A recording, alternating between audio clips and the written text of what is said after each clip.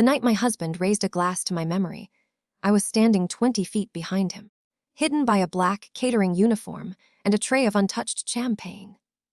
Avon looked handsome under the ballroom lights, calm, polished, grieving in exactly the way a guilty man believed an innocent husband should grieve. He placed one hand over his heart and faced 200 guests. "Rebecca loved this company," he said. "Tonight, we honor her by protecting what she built." People lowered their eyes. A few wiped away tears. Then the giant screen behind him changed. My photograph disappeared, and a new image filled the room. It was the logo of a development corporation that wanted to buy my family's business, tear apart its historic properties, and sell the land. Avon smiled. "As of tonight," he continued, "Hale Restoration will begin a new chapter." That was when my younger sister, Lauren, stepped beside him and slipped her arm through his. Not like a grieving sister, like a woman claiming what she believed was finally hers. The room applauded. I held the tray steady, even though my hands had started to shake. 4 months earlier, my car had gone through a guardrail and disappeared beneath the black water of Lake Wren. The police found blood on the driver's seat, my coat caught on a broken branch, and one of my shoes floating near the shore. They never found my body. Avon told everyone I was dead. Lauren helped him plan my memorial. And now they were selling the company my father had spent 40 years building. They thought the lake had swallowed me. They thought the truth had drowned with my car. They were wrong. Before the night ended, one of them would confess. The other would try to run. And every person in that ballroom would learn exactly what my husband had done to me. But to understand how I reached that room, you have to understand who I was before everyone began speaking about me in the past tense. I was 40, 3 years old, married for 16 years, and president of Hale Restoration in Kansas City, Missouri. We restored old homes, theaters, churches, and public buildings. My father, Walter Hale, started the company with 1 truck, 3 employees, and a belief that old things deserved another chance. He used to say that damage did not make something worthless. It only revealed where the careful work needed to begin. After he died, I tried to run the company the way he had. I knew the names of our crews. I visited job sites.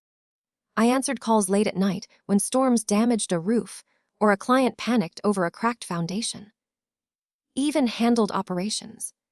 He was charming, organized, and good in rooms full of investors. People trusted him quickly. Lauren managed marketing and public relations. She was 6 years younger than me, stylish, energetic, and always able to make our work look beautiful online. From the outside, we were a perfect family team. That was the first lie. The second lie was my marriage. The third was the story they told about my mind. It began with small things. I forgot a lunch meeting with a longtime client. I left my house keys in the refrigerator. I signed the same invoice twice, once during a board presentation. I looked down at a page of numbers I had reviewed the night before and could not remember what any of them meant. I laughed it off. I was tired. My mother had died the previous winter. I was working too much. I was sleeping badly. Avon became very attentive. Every morning, he made my coffee. Every night, he prepared a cup of herbal tea and told me I needed to rest. When I misplaced something, he found it. When I forgot something, he reminded me. At first, his concern felt like love. Then it started to feel like observation. He asked questions in a soft voice. "Are you sure you remember that correctly? Did you take your vitamins? Do you think you should be driving today?" Lauren began doing it too. She would exchange a look with Evan when I repeated myself. She would touch my arm in meetings and say, "Let me handle this one, Becca. You look overwhelmed." I hated that word. Overwhelmed. It made every concern sound reasonable and every objection sound unstable. One Friday afternoon, our financial controller, Martin Cho, came into my office and closed the door. Martin had worked for my father before he worked for me. He was quiet, careful, and almost impossible to frighten. That day, he looked frightened. He placed a folder on my desk. Inside were invoices from a company called Blue Heron Consulting. The invoices were vague: strategic review, project coordination, land assessment. The total was just over $800,000. I had never heard of Blue Heron. Martin tapped one of the pages. "These were approved with your electronic signature," he said. I did not approve them. That is what I thought. I turned to the bank details. The money had moved through 3 accounts before landing in a holding company in Delaware. Who created the vendor? Martin looked toward the closed door. Ivan's office. My stomach tightened. I asked Martin to make copies and keep them somewhere outside the building. He nodded.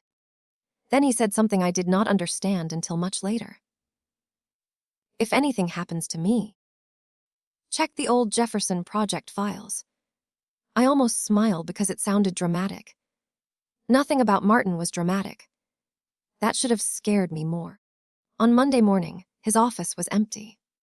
Evan told me Martin had resigned. No notice, no farewell, no explanation. When I called Martin, his number had been disconnected. When I drove to his apartment, a new lock had been installed, and the manager said he had moved out over the weekend. I returned home that evening with a headache and a feeling that someone had rearranged the walls while I was gone. Evan was cooking dinner. Lauren was sitting at our kitchen island, drinking wine. They stopped talking when I entered. I asked where Martin had gone. Evan kept chopping vegetables. He was under pressure, he said. I think he made mistakes and panicked. What mistakes? Rebecca, you know what mistakes? I stared at him. No, I do not. Lauren gave me a sad look. You signed those vendor approvals. I had not told her about the invoices. That was the moment fear entered the room. I asked her how she knew. She looked at Evan. He finally put down the knife. We have been trying to protect you, he said. From what? From yourself. He told me the board had concerns. He said I had forgotten meetings, made duplicate payments, and accused employees of things that never happened. Lauren said I needed medical leave. Evan said he had already scheduled an appointment with a specialist. They spoke slowly, as though I were a dangerous animal they did not want to startle. I wanted to scream. Instead, I looked at the bottle of vitamins beside my place at the table. The bottle Evan handed me every morning. I picked it up. His face changed for less than a second. That was enough. I carried the bottle upstairs, locked myself in the bathroom, and examined every capsule. Most were pale yellow. 3 were slightly darker. I wrapped one of the darker capsules in tissue and hid it inside an old lipstick tube. Then I returned downstairs and acted tired. It was the first performance of my new life. The next morning, I drove to an independent laboratory in Overland Park. I told them I had found an unknown pill in my mother's belongings and paid for private testing. The technician said results would take several days. I did not go back to the office. Instead, I visited my mother's estate attorney, a woman named Naomi Reed. Naomi was in her early 60s and had known my parents for almost 30 years. She wore silver glasses, spoke carefully, and never wasted words. When I told her about Blue Heron, Martin, and the vitamins, she did not tell me I was imagining things. She opened a locked cabinet and removed a sealed envelope. My mother had left instructions for Naomi to give it to me if anyone challenged my ability to control the company. Inside was a copy of the Hale family trust. I owned 51% of the voting shares. Lauren owned 14%. The remaining shares belonged to employees and a preservation foundation. Evan owned none. But there was another document in the envelope. It was a proposed amendment that would transfer temporary control to Evan if I became mentally incapable of managing my affairs. The signature at the bottom looked like mine. It was not mine. Naomi leaned back. "This was delivered to my office 3 weeks ago," she said. "Ivan claimed you signed it at home. Why did you not call me?" "I did. 3 times. I checked my phone. There were no calls. Naomi asked to see it. She examined my settings and found that her number had been blocked. I had not blocked her. She told me not to return home. I should have listened. But fear does strange things. Sometimes it makes you run. Sometimes it makes you desperate to prove that your life still belongs to you. I wanted documents, clothes, and my mother's jewelry. Most of all, I wanted to look Ivan in the eyes and see whether 16 years of marriage had left even one piece of truth inside him. I arrived after dark. The house appeared empty, but Lauren's car was parked on the side street. I entered through the mudroom and heard voices coming from the sunroom. The door was partly open. Avon was speaking. "She is already suspicious," Lauren answered him. Then moved faster. Her voice was not frightened. It was irritated. Ivan said the board meeting could be called within 10 days. He said the doctor's report would support emergency control. He said the financial evidence would make me look reckless and confused. Then Lauren asked, "What if she finds Martin?" Ivan was quiet. When he answered, his voice was lower. "She will not." I felt cold from my throat to my feet. Then I heard the sound that ended my marriage before I had time to understand it. Lauren kissed him. Then he said, "After Saturday, none of this matters." Saturday was 3 days away. I moved backward, but the floor creaked. The sunroom went silent. I slipped into the laundry room and closed the door. Footsteps crossed the kitchen. The handle began to turn. At that exact moment, the security alarm sounded from the garage. Evan swore and ran toward it. I did not know who triggered the alarm. Later, I learned it was Naomi. When I had stopped answering her calls, she drove to the house and pressed the emergency button on my car through the garage window. That alarm saved my life. I escaped through the back door and ran across 2 yards before calling Naomi. She picked me up near a closed gas station. I was shaking so badly, I could barely fasten the seat belt. Naomi drove without speaking. Finally, I asked her the question that hurt more than everything else. "How long?" "Oh, she knew what I meant," she said. "I do not know." The laboratory called the next morning. The capsule contained a strong sedative, normally prescribed for severe anxiety and insomnia. Taken in small, repeated doses, it could cause confusion, memory problems, poor coordination, and blackouts. The technician asked whether I needed medical help. I said no. That was another lie. I needed help more than I ever had in my life. But I also needed evidence. Naomi arranged for me to stay in a small guest house outside Lawrence, Kansas. It belonged to an old friend of hers and sat behind an empty farmhouse. I turned off my phone and bought a prepaid one with cash. For 2 days, Naomi and I reviewed documents. Blue Heron had received almost $3 million over 18 months.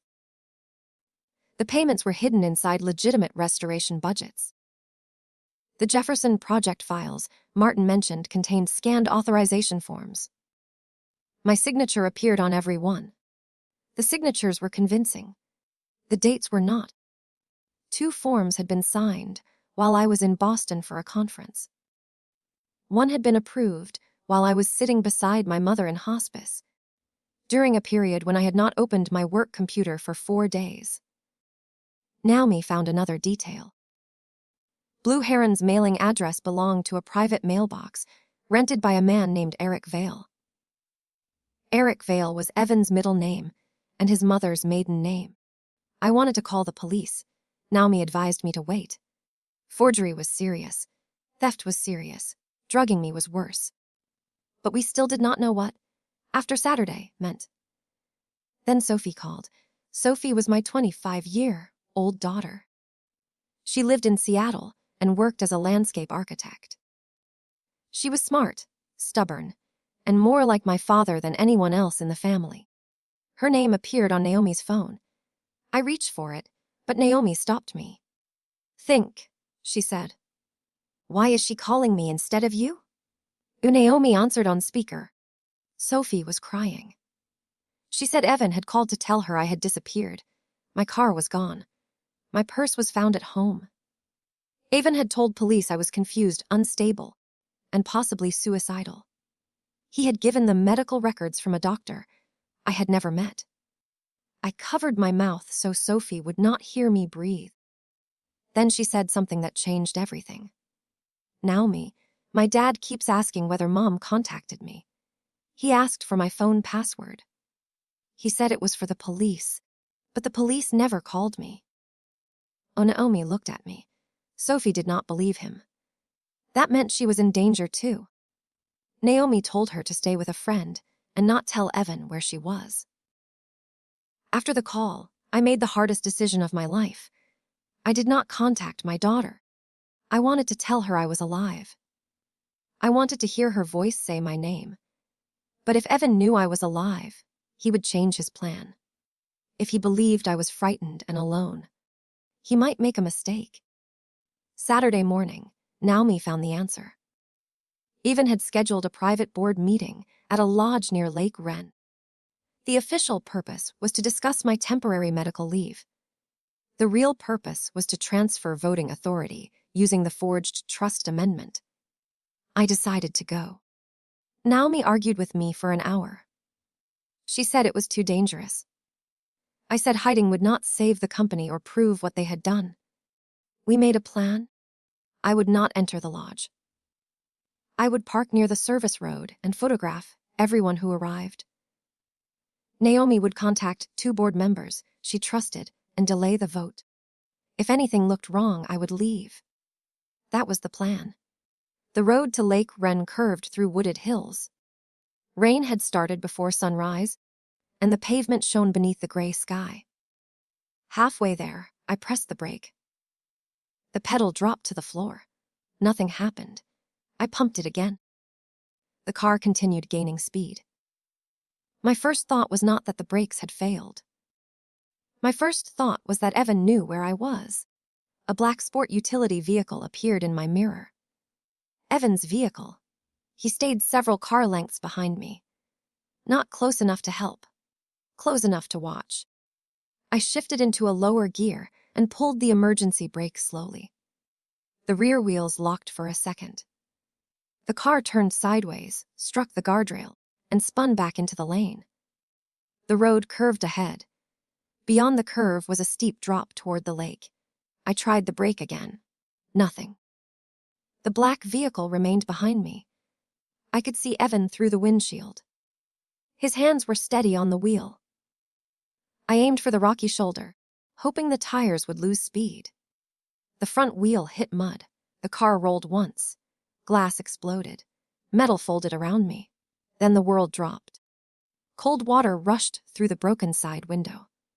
The seat belt cut into my chest. My head struck something hard, and for a few seconds I did not know where I was. Then the car began sinking. I released the belt, but my coat caught on a piece of broken metal. I pulled until the fabric tore. My shoe became trapped under the seat. I kicked it off. Water filled my mouth. I pushed through the window and swam toward a pale circle above me. When I reached the surface, rain hit my face. The car disappeared beneath the water. I grabbed a low branch near the shore and tried to breathe quietly. Up on the road, Evan had stopped. He stood beside the damaged guardrail, staring at the lake. He did not call my name. He did not climb down. He only watched. Then he took out his phone. I heard part of what he said, because sound traveled strangely over the water. "It is done. I held the branch until my fingers went numb. A minute later, he drove away. I stayed in the reeds for almost an hour. A fisherman found me downstream. His name was Tom Alvarez. He was 70 years old, retired from the railroad, and blessed with the rare ability to understand when a person needed help more than questions. He took me to his cabin, gave me dry clothes, and cleaned the cut on my head. I used his phone to call Naomi. By the time she arrived, police and rescue teams had surrounded the lake. Naomi had heard the emergency report. My car had been found underwater. Blood was on the driver's seat. My coat and shoe were near the shore. No body had been recovered. Naomi looked at me for a long time. Then she said, "They will believe you are dead." I looked toward the lake. "For now," I said. "Let them." That decision cost me 4 months of my life. It also saved the rest of it. We told Tom only what he needed to know. He agreed to keep quiet. Naomi moved me to a rental apartment in St. Louis under the name Rachel Ward. I cut my hair. I stopped wearing makeup. I used cash and stayed away from cameras. The news called my disappearance a tragedy. Evan stood beside the lake and begged for information. He cried during interviews. Lauren held his arm. 3 weeks later, the search was reduced. 6 weeks later, they held a memorial service. I watched it through an online broadcast. Sophie sat in the front row, pale and motionless. Evan spoke about devotion. Lauren spoke about sisterhood.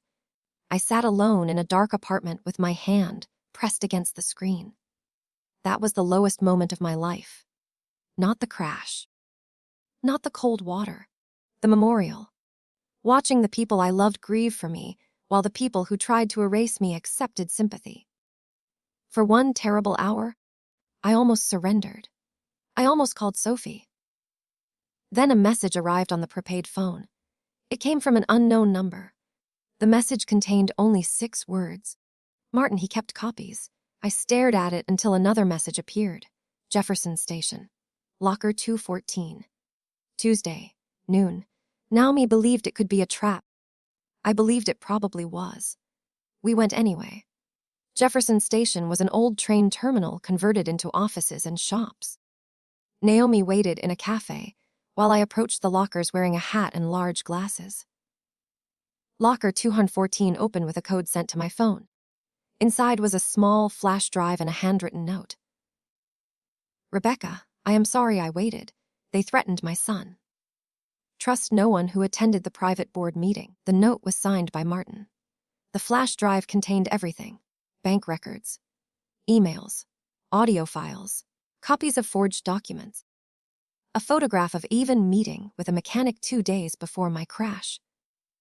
The mechanic was one of our subcontractors, a man named Wade Mercer. There was also a recording of Martin confronting Evan about Blue Heron.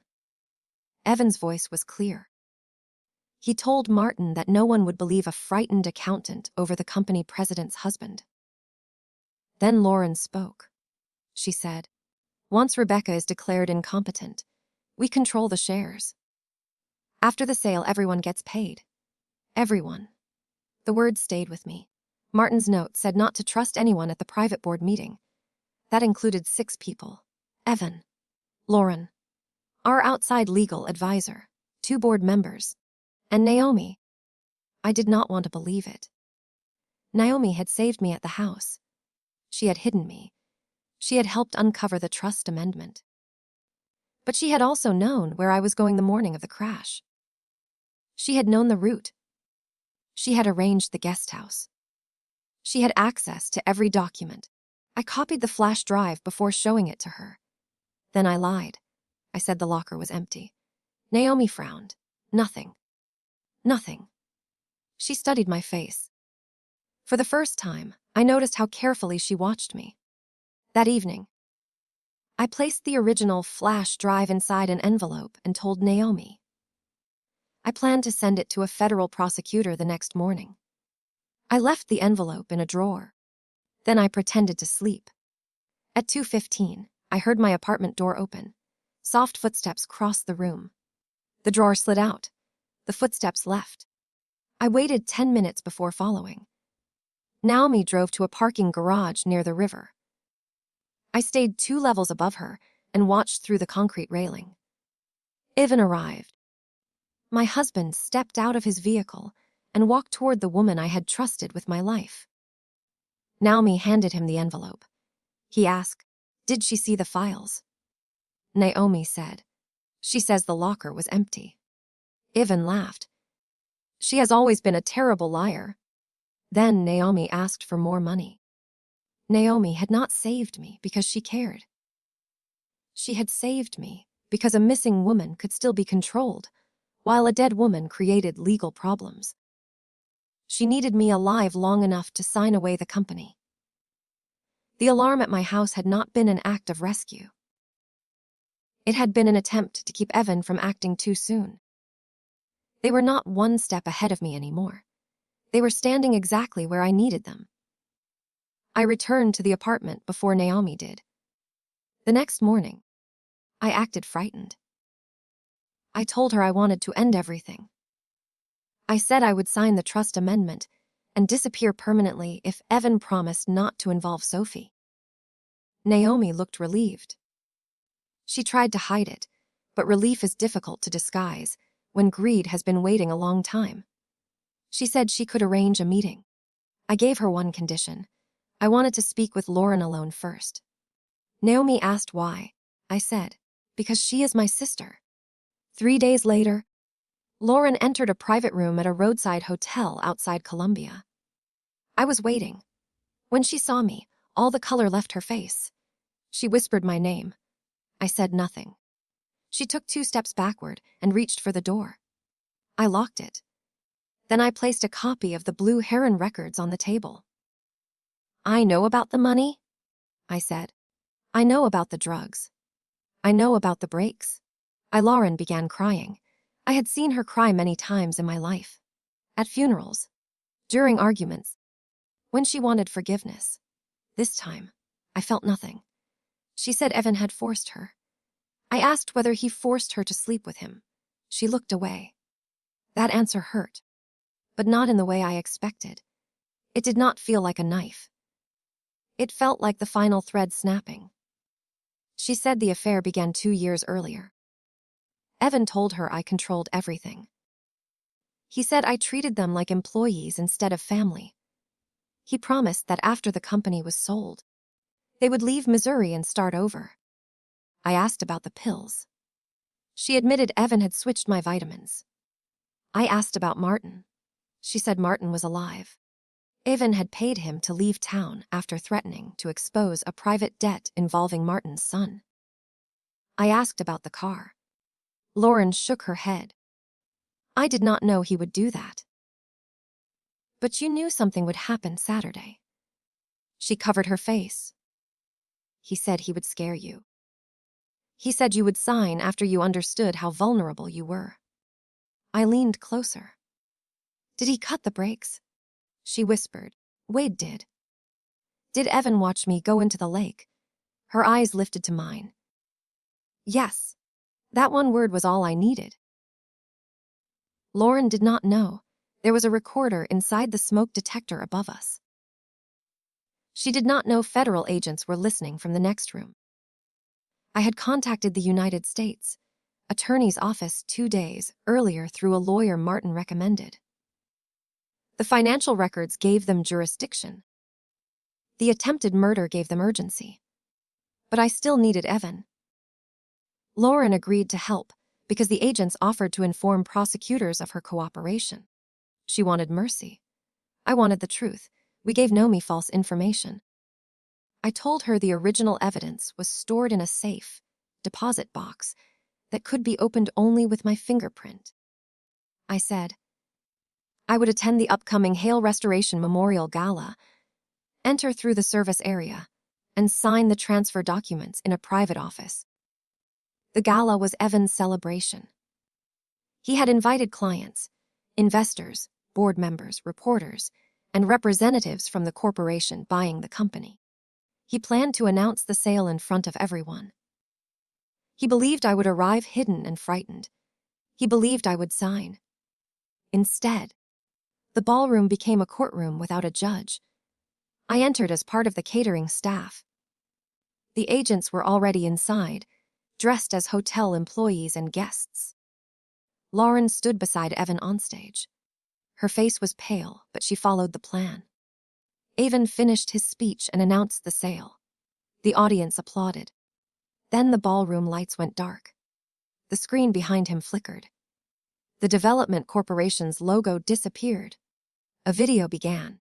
The first image showed blue heron invoices, then bank transfers, then forged signatures. Then the photograph of Evan meeting Wade Mercer before my crash. A low murmur moved through the ballroom. Evan turned toward the screen. His expression changed when Martin's recorded voice filled the room. Martin accused him of theft. Evan's recorded answer followed. "No one will believe you over me." The next recording was Naomi asking for more money in the parking garage. Naomi, standing near the back of the ballroom, dropped her glass. It shattered. Two agents moved toward her. Evan grabbed the microphone. "This is fabricated," he said. "Someone is trying to destroy my family." That was my cue. I stepped through the service doors. At first, no one recognized me. My hair was shorter. My face was thinner. A pale scar crossed my temple. Then Sophie stood. She had arrived 20 minutes earlier with federal agents. Her hand flew to her mouth. "Mom." The room went silent. I walked toward the stage. Every step felt like crossing the distance between the woman I had been and the woman they had failed to kill. Evan stared at me. He looked more afraid than surprised. That told everyone what they needed to know. An innocent husband would have run to me. Evan moved away. I climbed the steps and took the microphone from his hand. "My name is Rebecca Hale," I said. "4 months ago, my husband tried to murder me." The room erupted. People shouted questions. Cameras rose. The buyers from the development corporation began whispering to their lawyers. I lifted one hand. The screen changed again. Lauren's hotel confession began to play. She admitted the affair. The drugs. The forged medical story. The plan to steal control of the company. Then her recorded voice said that Wade cut my brakes and Evan followed me to the lake. Evan turned toward Lauren. "You recorded me," he shouted. Lauren stepped away from him. That was when he made his final mistake. He forgot the microphone was live. He grabbed her arm and said, "You were supposed to keep Rebecca drugged until she signed. I handled the car because you failed." Every speaker in the ballroom carried his voice. No one moved. Even Evan seemed to hear the confession a second after he said it. Then he ran. He jumped from the stage and pushed through the crowd. An agent blocked the main exit. So Evan turned toward the service corridor. I knew where he was going. The hotel office. The transfer documents. The safe deposit key he believed I had brought. I followed at a distance while agents closed in from both sides. Evan reached the office and slammed the door. A moment later, glass broke. He had climbed through a window into the loading area. Rain was falling outside. For one strange second, the scene looked like the road near Lake Wren. Wet pavement. Dark sky. Evan running from the truth. He reached his vehicle and pulled at the door. It was locked. Lauren had given the key to the agents. Evan turned. There was nowhere left to go. He saw me standing beneath the loading dock light. His face changed. The charm disappeared. The grief disappeared. The careful public mask disappeared. What remained was small and angry. "You ruined everything," he said. I almost laughed. "No," I answered. "I survived everything." The agents arrested him beside the vehicle.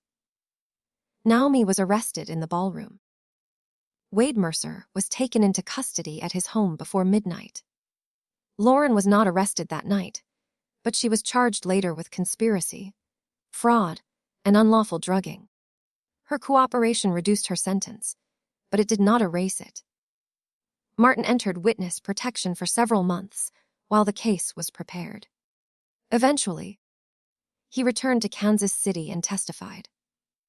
The sale of Hale Restoration was canceled. The board members who had supported Evan resigned. 2 claimed they had been deceived. 1 admitted he had accepted money. The investigation lasted almost a year. During that year, every private wound in my life became public evidence. Strangers discussed my marriage. Reporters analyzed my medical records. Lawyers asked why I had not recognized the affair earlier, as though betrayal came with a warning label. The defense tried to describe me as emotional, controlling, and vindictive. They used the same story Evan had built before the crash. A confused woman, an unstable woman, a woman who could not trust her own memory. But this time, I had records. I had witnesses. I had my own voice. Evan accepted a plea before the trial began. The evidence was too strong, and Lauren's testimony left him nowhere to hide. He was sentenced for attempted murder, financial fraud, conspiracy, and identity theft. Naomi lost her law license and received a federal prison sentence. Wade admitted he had damaged the brake line for money. His testimony confirmed that Evan had ordered it. Lauren stood before the judge and apologized to me. I listened. Then I told the court that forgiveness was not the same as access. I did not hate my sister. Hate would have kept a door open between us. I simply closed it. Sophie and I had a harder road. She was angry that I had stayed hidden. She understood why, but understanding does not remove pain. For months, she woke from dreams in which I was still underwater. For months, I apologized without defending myself.